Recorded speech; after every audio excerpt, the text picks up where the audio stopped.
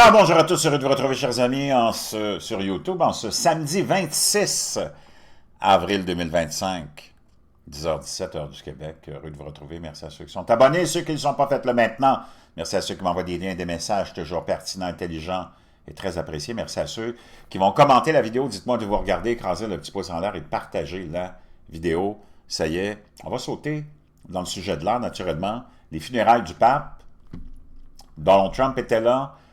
Le Vatican qui est complètement politique, c'est complètement hallucinant. Tous ces gens qui sont dans un rituel de probablement satanisme. Moi, tu le sais, j'ai la foi. J'aime énormément le récit de Jésus. Et Jésus n'a pas demandé de construire une patente à gosse comme celle-là. C'était vraiment pas son but. C'est de l'hommerie. C'est de l'hommerie. L'Église catholique est devenue l'emblème de tout ce que tu peux détester de la politique. Puis on va plonger là-dedans, on va y revenir. J'ai plein de choses à vous partager. Vous allez aimer, adorer. Moi, j'ai la foi. Je respecte tous ceux qui ont la foi parce que c'est mieux d'avoir quelqu'un qui a la foi que quelqu'un qui n'a pas la foi. Ces gens-là n'ont pas la foi. Ces gens-là vénèrent Lucifer. Ben, c'est la foi dans le néant, si tu veux. Moi, je vais te donner un conseil. Si tu as un pacte à faire dans la vie, tu sais, parce que tu vois toujours les artistes, il me semble que ça devrait t'ouvrir les yeux. Tous ceux qui ont des postes de pouvoir, souvent, qui vont dire « J'ai fait un pacte avec le diable », tu sais, comme pour avoir le succès, la notoriété. Moi, je te conseille une chose. Si tu as un pacte à faire pour vraiment avoir une vie pleine de succès, honorable, fais un pacte avec Dieu, pas avec le diable. Avant qu'on plonge là-dedans, deux, trois petites nouvelles. N'oublie pas de te procurer ton bleu de méthylène. Oui, ça marche. Mon chum, des centaines et des centaines d'abonnés me le confirment parce qu'il l'utilise. Moi, je l'utilise depuis 3 mois maintenant. C'est hallucinant. Les bienfaits de ça.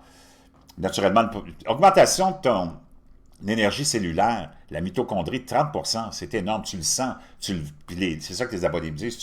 C'est instantané. Tu le sens tout de suite. Tu as un pep, tu as une énergie. Naturellement, ça vient de donner aussi beaucoup, ben, c'est toutes tes cellules du corps, dans le fond, la mitochondrie, le foie, les poumons, le cœur, tout, augmentation de production d'énergie. Ça paraît, ça lutte aussi contre la fatigue chronique, la douleur chronique et plein d'autres vertus. Naturellement, celui que je te propose, il n'y a pas de formaldéhyde, pas de métaux lourds, approuvé par la USD. Moi, je mets une vingtaine de gouttes, 20-25 gouttes. Je l'utilise à tous les jours. C'est hallucinant. Et pour une femme, une quinzaine de gouttes. Je te laisse le lien dans la boîte de description. Un autre truc que j'aime beaucoup, qu'il faut que tu te procures, make your bed. Tu vas être quelqu'un de fort. Si les gens écoutaient ceux... C'est ça que moi, c'est comme ça que j'ai réussi à progresser, pas à évoluer. C'est quand j'ai commencé à écouter les autres. Les conseils des autres. Si t'es quelqu'un qui est allé tomber dans un trou, à ta place. Tu devrais être content, puis lui, il vient te raconter ce que tu dois faire pour éviter de tomber dans le trou. Tu devrais être encore plus content. Tu n'es pas obligé de tomber dans le trou. Tu n'es pas obligé d'expérimenter tout. Si quelqu'un te dit l'alcool, c'est néfaste, tu n'es pas obligé de l'expérimenter. Il y a quelqu'un qui te dit que c'est néfaste. La drogue, c'est la même chose, ou toute autre forme de déviation spirituelle ou de vice. Tu devrais les écouter. Moi, c'est comme ça que j'ai réussi à progresser. C'est en écoutant le monde. Ceux qui ont expérimenté et qui partagent leur expérience. Make your bed. Incroyable. Troisième annonce. Carl Brochet et moi, ça y est, c'est décidé. On a finalisé nos affaires. On s'en va à Québec. Premier gros show. Un vrai de vrai. Avec du vrai monde le soir, dans un bar. Un tenancier incroyable. Avec plein de collaborateurs aussi. On est en train de... Aujourd'hui ou demain, on devrait finaliser les détails de ça. Je vous donnerai les dates exactes. On s'en va à Québec. Persona non grata. Personne ne se gratte. Tu sais qu'il y a un vieux dicton chinois qui dit que quand tu vas te coucher le soir avec un anus qui te démange, le matin, tu vas te réveiller avec des doigts qui sentent la marde. Pendant ce temps-là, on plonge dans la marde du Vatican.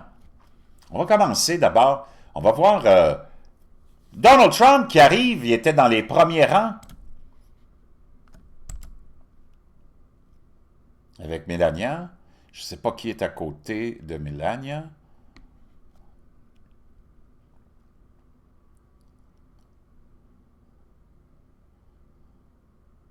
Là, tu es un représentant du Vatican, j'imagine.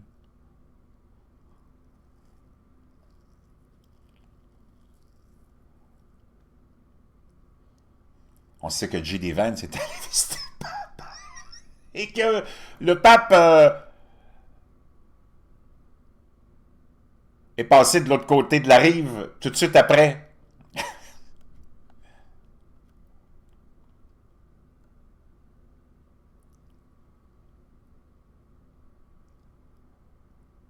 Wow, quelle beauté incroyable que Melania Trump. C'est probablement la plus belle première dame, là, si tu peux fouiller, là, me dire une chose, puis il n'y a pas de doute sur sur son genre à elle, parce qu'il y en a plein, là. Et la femme de Bush, le père de George W. Bush, je te présenterai une petite vidéo, va te dire une chose, ça a plus l'air d'un homme que d'autre chose, OK? Pendant ce temps-là, naturellement, on a voulu donner des leçons de moralité à Donald Trump. Donald Trump a peut-être eu une place au premier rang au funérailles du pape, mais le pape l'a quand même réprimandé depuis l'au-delà. Les critiques posthumes sont intervenues après que Trump ait été assailli par un groupe de dirigeants mondiaux, dont le président français le Manuel Macron, le premier ministre britannique, un autre sauté, Keir Starmer, et le président Volodymyr Zelensky en marge des funérailles du pape, on les voit ici. La pression des dirigeants européens semble avoir porté ses fruits après que Trump s'est brièvement entretenu avec Zelensky avant les funérailles, puis la Maison-Blanche a déclaré qu'il le rencontrerait à nouveau par la suite. Cependant, c'est de la politique emblématique de Trump lors de son premier mandat, la construction d'un mur à la frontière qui a semblé susciter la colère papale lors de l'éloge funèbre. Cette politique avait été vivement critiquée par François de son vivant. On sait que le pape François, communiste, jésuite, se mêlait de politique, voulait sauver la planète, était embarqué dans l'agenda de l'hystérie naturellement climatique de l'ONU et de toutes ces espèces de girouettes, embarqué dans la politique aussi interne des pays, en démonisant les pays qui veulent sécuriser leurs frontières et ainsi de suite. Le pape l'a déclaré. Le pape François n'a cessé d'élever la voix, implorant la paix et appelant à la raison et à une négociation honnête pour trouver des solutions. Construisez des ponts, pas des murs. C'est bizarre, c'est l'endroit le plus sécurisé qu'il n'y a pas, le Vatican. Moi, je veux savoir s'il y a, il y a combien d'immigrants illégaux qui vivent au Vatican, au crochet du Vatican. Si c'est si noble que ça, que d'accepter tout le monde chez vous, dans ton pays, moi, je veux savoir pourquoi le Vatican, c'est l'endroit le plus sécurisé au monde, puis il n'y a personne qui serait autorisé à coucher là. Comment, tu sais, comment, give me a break. Maintenant, quelque chose de très étrange a eu lieu lors de l'exposition de François. On va aller voir ça ensemble. Je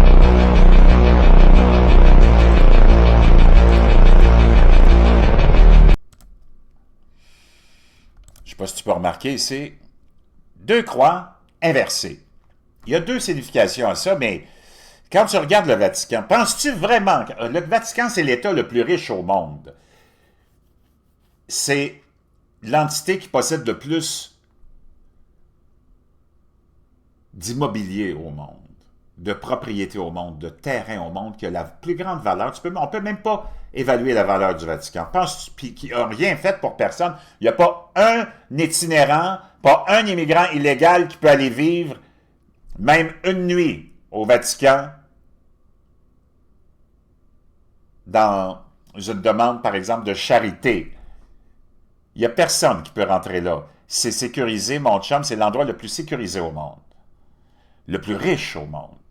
C'est l'endroit, c'est l'entité qui possède le plus d'argent au monde, qui ne paye pas d'impôts, qui n'a rien fait pour personne, qui a changé le calendrier sous Grégoire, nous a amené un calendrier bidon de 13 mois. Ils n'ont rien fait sauf protéger l'élite tout au long de leur histoire. Puis moi, tu le sais, j'ai la foi. Jésus, ça n'a rien à voir avec ça. Jésus n'a pas demandé de construire un empire comme ça. OK? La croix inversée. On va aller voir les deux. Il y a deux significations, mais c'est parce que ça, tu vas comprendre quand on va y arriver. Bouge pas. On continue les images. OK? Il n'y a pas beaucoup de gens qui ont noté ça, mais je ne sais pas, là, mais on va aller voir ce que ça signifie, OK? Maintenant, si tu veux parler de trucs étranges, regarde, encore une fois, tout ce qui s'est passé récemment. L'aventure de Jeff Bezos avec les 6 femmes, c'est étonnant, 6, 6, 6, 6. Avec sa fusée en forme de pénis, sa capsule en forme d'œuf, et toute cette fakerie qui a été faite là, je te l'ai montré je ne sais pas combien de fois, que tout ça c'était fake. D'ailleurs, je vais te revenir, à la demande générale, je vais faire une vidéo peut-être aujourd'hui, sur toute la fakerie des missions Apollo. C'est complètement hallucinant, là. C'est complètement hallucinant. Ce culte-là qui nous gouverne, c'est une lignée. C'est comme une race vraiment différente. Tu peux remonter aux Sumériens, c'est eux autres qui ont introduit l'idée de la lignée royale et du roi et la création de l'argent, des banques et de l'enrôlement et de l'esclavage de l'être humain. OK? Je te l'ai démontré l'autre jour, c'est eux autres qui ont inventé ce concept-là. Et depuis ce temps-là... D'ailleurs, parlant de royauté, j'aimerais juste te dire que le pape est décédé le 21 avril et que la reine Élisabeth est née le 21 avril. Il n'y a rien jamais de coïncidence avec ce monde-là. Regarde le symbolisme encore. Naturellement, toutes les représentations de Jésus que tu vois, c'est tout tout d'imaginaire, il n'y a rien de... Tu comprends? C'est comme du n'importe quoi, OK? La symbolisation, le symbolisme avec ces gens-là, tu le sais, c'est très, très, très important.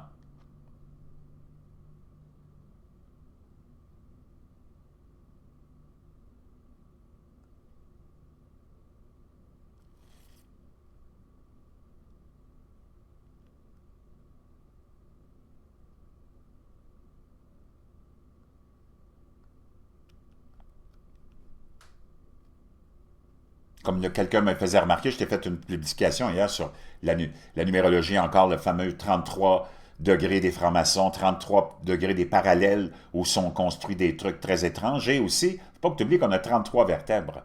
Tout est vraiment, au niveau symbolique, très puissant avec cette élite-là. On va aller voir J.D. Vance, qui est allé visiter le pape juste avant que le pape passe de l'autre côté de la rive.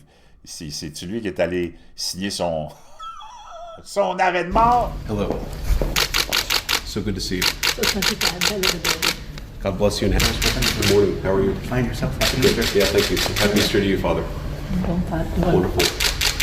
I know you've not been feeling great, but it's good to see you in better health. Grazie. Anche buona Pasqua e vice. Grazie Santo Padre. Thank you. These are for your children. Okay, thank you.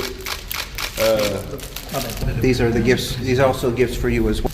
Thank you. It's The beautiful. Vatican tie, and then the rosaries for your wife, for your children, and the. Regarde comment ces gens-là sont habillés, comment ces gens-là sont dans un univers de folie totale, de démonisme total, de satanisme. Red one is for the red. Molta santità. Thank you very much for your visit. Of course, of course. And thank you for seeing me. Et quelques heures après, notre pape...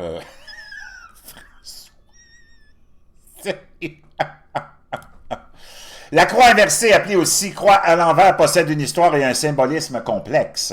Elle est généralement associée à Saint-Pierre, qui, selon la tradition, fut crucifié la tête en bas.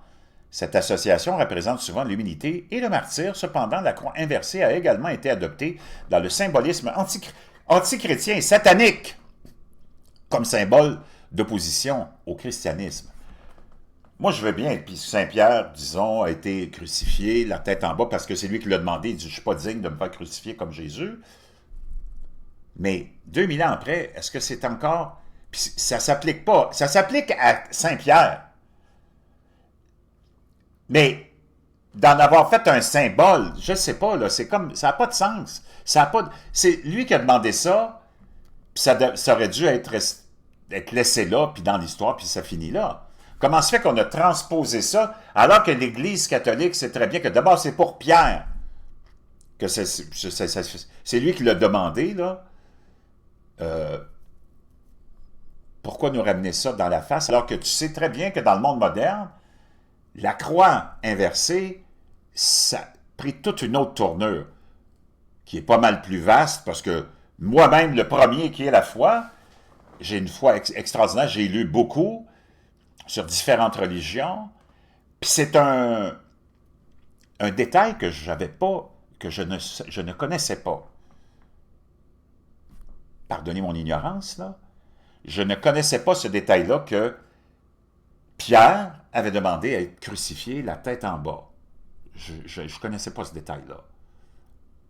Moi, ce que je connais de la croix inversée, c'est plutôt la représentation et l'utilisation qui est faite par les satanistes, par ceux qui sont dans la vénération du culte de Satan.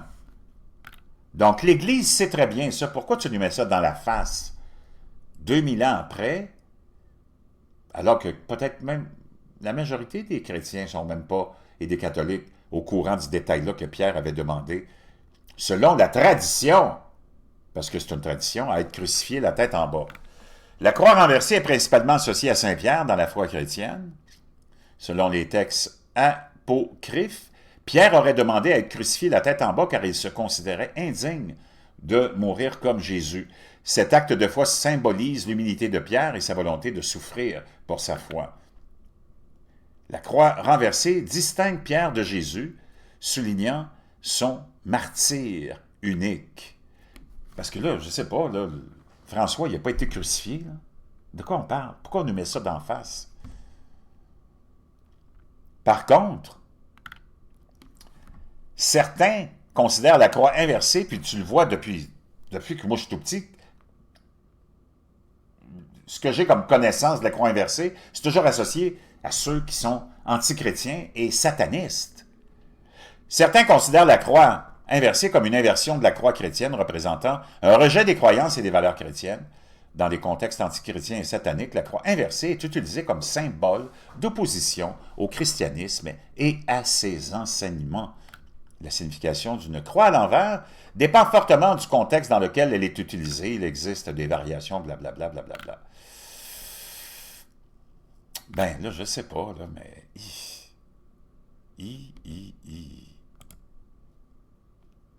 Dans le contexte iconographique, par exemple, de Charles Manson, il s'agit de la croix célébritarienne. Elle est renversée pour représenter l'opposition à la fausse religion du célébritarisme. Ce qui, vous l'ignorez, consiste à défier des personnalités célèbres comme JFK, comme figure divine de cette religion. C'est complètement cinglé. La croix, il me semble que...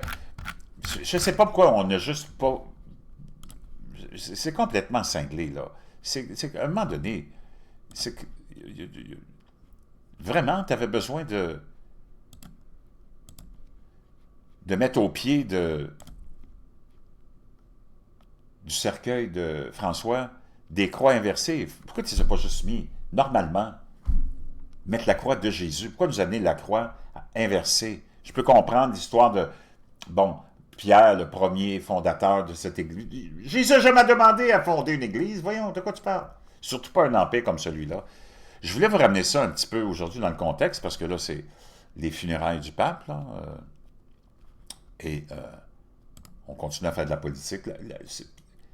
2000 ans d'histoire où tu as eu que la consolidation du pouvoir de l'élite contre le peuple, en collaboration avec l'Église catholique, qui a accompagné tous les dirigeants mécréants dans les deux derniers millénaires. Ces gens-là n'ont rien accompli pour qui que ce soit, ont accumulé les richesses et le pouvoir. Te donne des leçons de moralité, puis tu essaieras d'aller frapper à la porte du Vatican et de dire « Tu es un pauvre migrant, illégal. Le pape a dit qu'il ne voulait pas des murs, puis il voulait qu'on accueille tout le monde. Je peux-tu dormir ici ce soir? » Tu vas l'avoir ta réponse, mon chum, ça ne sera pas long. Je vous laisse là-dessus, puis on se retrouve de l'autre côté.